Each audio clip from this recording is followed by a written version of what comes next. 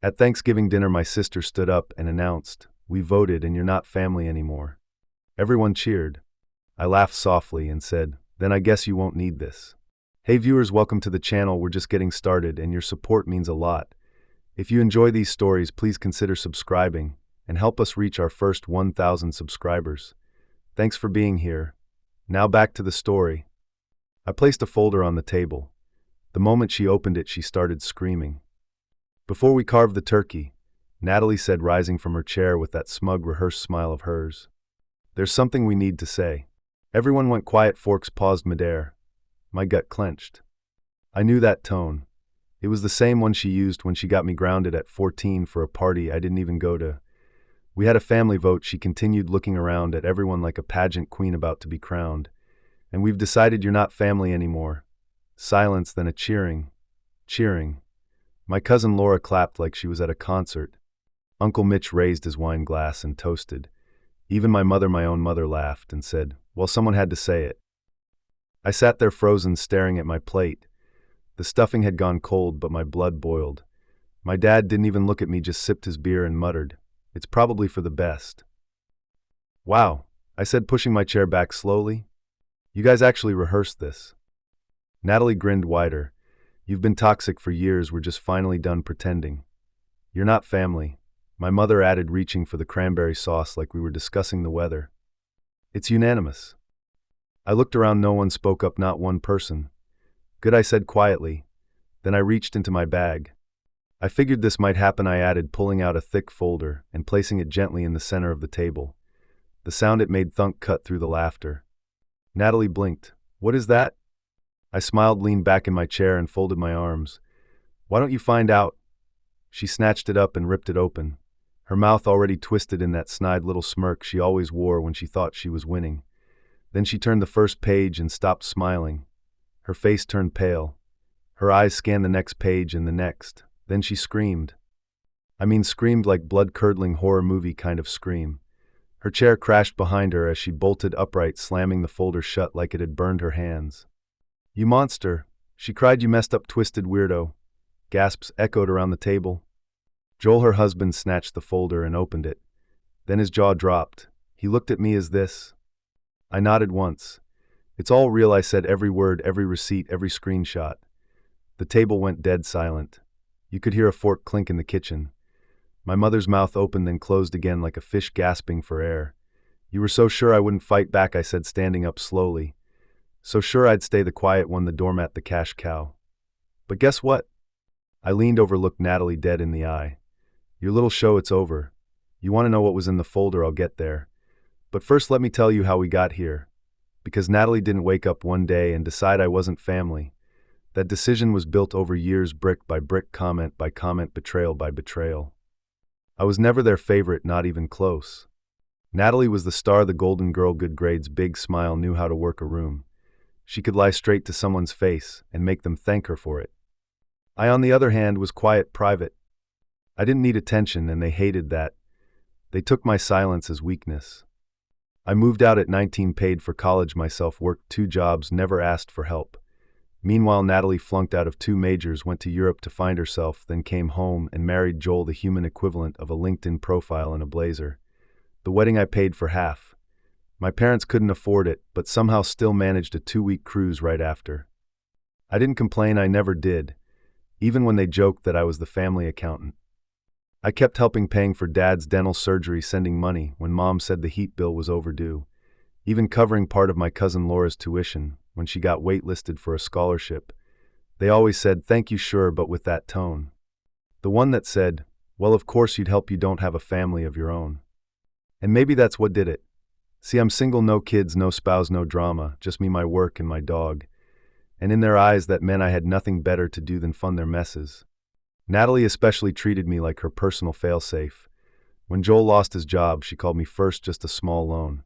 When her car broke down, you make 6 figures, what's 2 grand? When her kid needed therapy and insurance wouldn't cover it, yeah, guess who she called? I always helped, always. Because I told myself it was family. But helping turned into obligation, and then into expectation, and then into demand.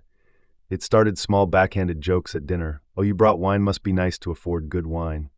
Of course you're early, you have no kids to worry about. I wish I could work late every night and avoid my husband too.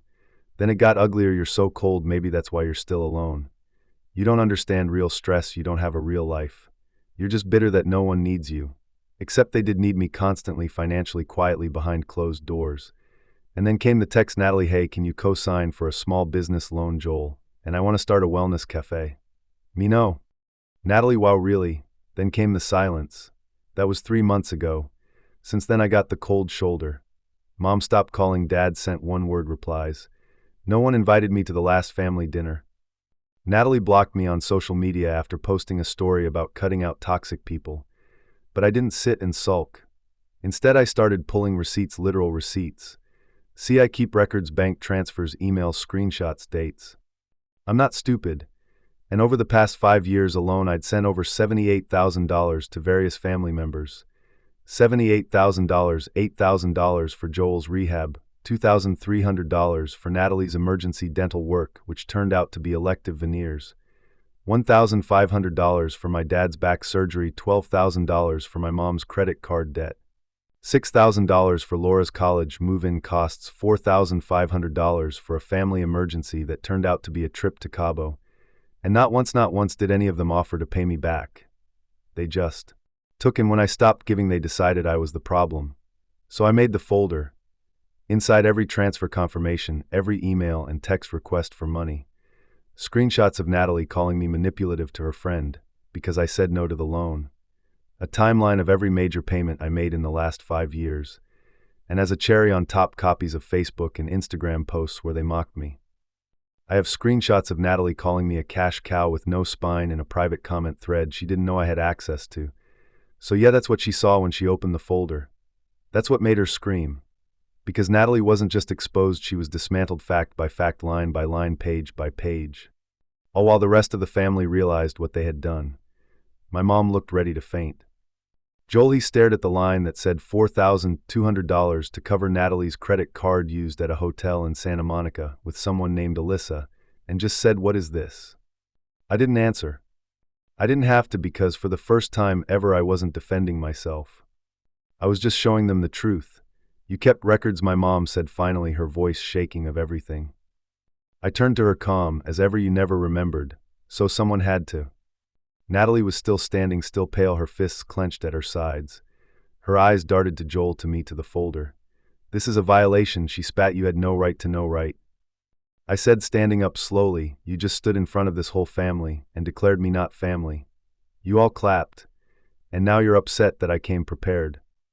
Joel flipped another page in the folder. What's this about Santa Monica? He asked, his voice tight. Natalie's head snapped toward him. Don't start. Who's Alyssa? He continued. Why were you at a hotel for 3 nights on my credit card? Her silence was louder than any answer. Wait, my mom cut in, holding her hands up. Can we all just calm down and be reasonable? Sure. I said, let's be reasonable. Let's talk about the time you called me a parasite while cashing the check I sent you. She blinked. That's not fair. We were under stress. No, I snapped. You were under stress, and I bailed you out every single time. And the one time I say no, suddenly I'm the enemy. My dad, who had been dead silent until now, finally spoke up. You're making this into something bigger than it is. I turned to him and my voice dropped. You let them do this to me for years. You knew, you saw it, you heard it, and you let it happen because it was easier than standing up to them. He didn't deny it. Natalie slammed her hand on the table. You're just bitter because no one needs you anymore. Wrong, I said coldly. I'm not bitter, I'm done. She let out a bitter laugh. You're pathetic. Do you know how dramatic this all looks, bringing a folder, printing screenshots? You think this makes you the victim. You're just proving you're a control freak. And you're just proving I said that you only cared about me when I was paying your bills. You don't get to play the martyr, she shouted. You chose to help, you didn't have to. And yet somehow, I said, stepping forward, you expected it every single time until it wasn't help anymore. It was duty. And when I stopped, you voted me out. My voice cracked, not from sadness, from rage. You didn't want a brother, you wanted a wallet with legs. Joel stood up, now holding the folder. Is this true? He asked, looking at Natalie. All of this. Natalie looked at him, and for the first time she didn't have a comeback.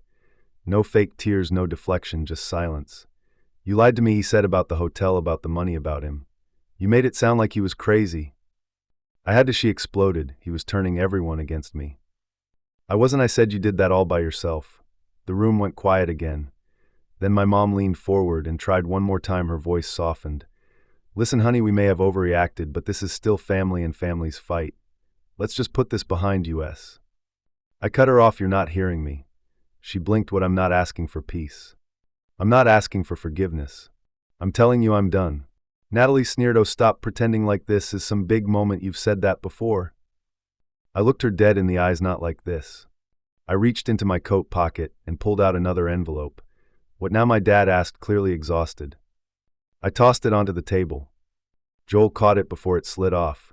He opened it, read the first line. His eyes widened. What is this? He whispered. I answered for him. Power of attorney forms for mom revoked. Medical proxy revoked. Emergency contact removed. I've already signed the papers. I am legally and emotionally no longer responsible for any of you. My mother gasped. You're cutting ties completely. Completely, I said, starting now. You're being selfish, she said, tears now forming. We made mistakes, but we're still your family. I turned to her, and my voice dropped again, calm, final. No, you're not. I grabbed my coat, looked at them one last time, and walked out the door, leaving them in the middle of Thanksgiving dinner, stunned and speechless, surrounded by cold food and ugly truths. I walked out and I didn't look back. Not because it didn't hurt, it did. But as I closed the door behind me, stepped off their porch and into the cold night air, I felt something inside me shift. For the first time in years, I could breathe. I didn't drive straight home. I pulled off the road near the lake I used to visit as a kid, the place Dad used to take me fishing. I sat there in silence, staring out at the still water, and felt something I hadn't felt in a long time. Nothing pulling at me, no guilt, no pressure, no one waiting on a check or a ride or a favor. Just stillness. The next morning, silence. The day after that, still nothing. But on the third day, the messages started. First my mom, a missed call, then another, then a voicemail. You really mean it? We were angry, but we're still your family. I didn't respond. Then came the text from Natalie. You don't even realize what you've done. Joel's filing for divorce. Are you happy? Something is really wrong with you. Then my dad, you went too far. We all said things we regret, but what you did was nuclear. Your mother is a wreck. Come fix this. I didn't reply to any of them. And honestly, I thought I'd feel guilty. I thought I'd toss and turn at night, wondering if I went too far. But instead I slept better than I had in years. There was no more second-guessing every text. No more waiting for the other shoe to drop. No more late-night Venmo requests, guilt trips disguised as emergencies. For the first time in a decade, I could hear myself think. I started waking up early, going for runs, brewing coffee slowly. I made appointments I put off for years, dentist, doctor, even a therapist. Not because I was broken, but because I was finally allowed to take care of myself. I rewrote my emergency contacts, removed my parents, changed my passwords, froze every joint account they had access to, blocked Natalie on every platform. It wasn't about revenge anymore, it was about closure. A week after Thanksgiving, I got a text from Laura, my cousin, who clapped when they voted me out. I didn't know you paid for my tuition. I'm sorry I followed the crowd. You were always the one who actually helped. I didn't answer, but I read it twice. Then another surprise, a message from Joel. I filed the papers, everything in that folder checked out. She cheated, lied, manipulated, not just you, me too. He added, you did the right thing, I should have left sooner. I wasn't expecting that, but it landed. A few days later, I did something I hadn't done in years. I applied for a job in another city. Not because I was running, but because I was finally free. No more you should stay close to home. No more who will take care of them if you leave. I started reconnecting with friends I hadn't seen in years. People I'd pulled away from because I was always too busy with family stuff. And the wildest part, some of them had seen my post on Reddit. They reached out just to say, we're proud of you. That was brave. No one asked for money, no one guilt me, no one tried to spin it. Just support, simple, honest, clean. Someone asked me, don't you regret it? I thought for a second, then said, I only regret not doing it sooner. I thought that was the end. And in a way it was. But with people like them, nothing ever ends cleanly, especially when they start to feel the consequences of your absence. The first few weeks after Thanksgiving were quiet, beautifully, eerily quiet. No calls, no guilt, just peace. Until Christmas. On December 22nd, I got a text from my mother, just a picture. It was their living room decked out with stockings, a half-decorated tree, and in front and center, a massive empty space where they usually stacked the presents. It doesn't feel the same without you, the caption said. Ellie keeps asking why Uncle isn't coming this year. I stared at it for a long time.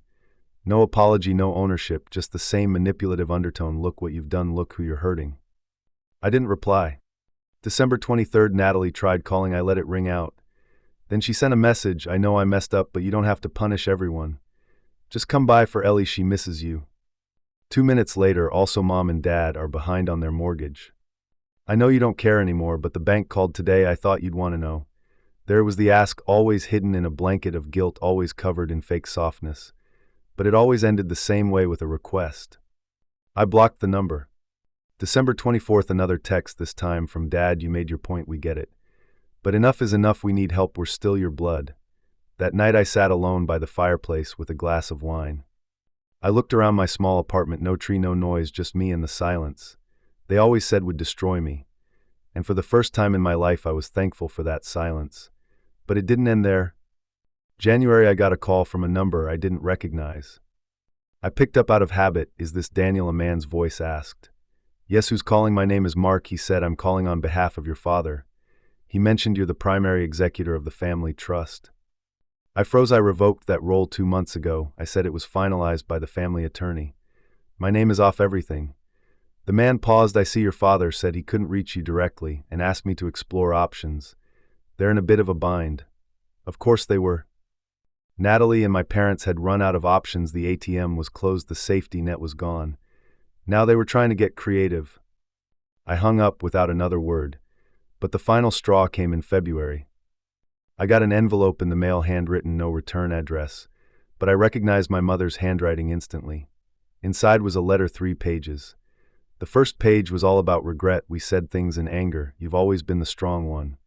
We never realized how much we leaned on you. The second page turned to guilt. Your father's health isn't good. Natalie's completely alone now.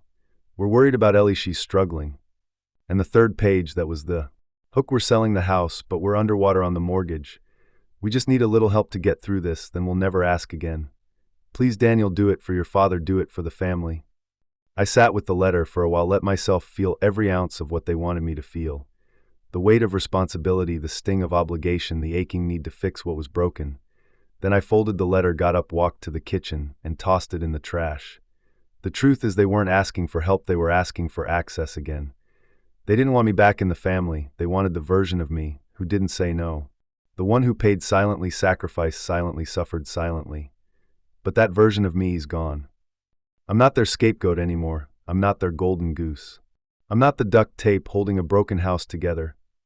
I am done. And the most terrifying part for them, I'm doing just fine without them.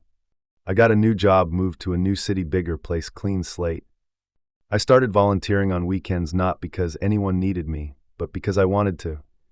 I built a life where no one calls me at 11 p.m. to cover a mistake they refuse to own, where I'm not punished for being independent, where kindness isn't used as leverage. I don't regret helping them, but I do regret how long it took me to stop. You want to know what real peace feels like? It's not being surrounded by family. It's being free from people who only call you family when they need something. Update months later, I didn't think this post would get attention. Honestly, I just needed to say it to put it somewhere. But I read every comment. The people who said you were brave, they don't deserve you, thank you. I didn't know how much I needed to hear that until I did. And of the few who asked, but what if they change? Yet I've asked myself that too. It's been a few months now, they didn't change. After I cut them off, after the folder, after the screaming and the silence and the letters. I thought maybe, just maybe, someone would get it, that they'd reflect, that they'd say we're sorry. They didn't. They got quiet for a while, then they got strategic, then they got desperate, then they got ugly again. But me, I got free. Since then I moved to a new place, got a job that doesn't keep me up at night, started therapy. Real therapy, the kind where you stop trying to fix everyone else, and finally learn how to sit with yourself. I cook for myself, now I sleep better, I go outside more. I don't flinch when the phone buzzes. And yes, sometimes I think about Ellie, about what she's being taught, about what she'll grow up believing is normal. But I also know this, I was the example of someone who finally said enough. A few days ago I got another letter, handwritten, from my mom. It was 3 words, we're still family. No context, no apology, no change, just the same old hook. And for the first time I didn't feel anything, no anger, no sadness, just nothing. I threw it away and made dinner. So now I'm back here because this place gave me a kind of clarity I didn't expect. Strangers saw me clearer than my own blood ever did. So here's what I want to ask, did I do the right thing, cutting them off, dropping the weight, saying no and meaning it? Was I too cold, or was I finally just done being the only one holding it all together? I don't know, but I do know this: for the first time in my life, I'm not surviving, I'm living. Thanks for reading, still listening.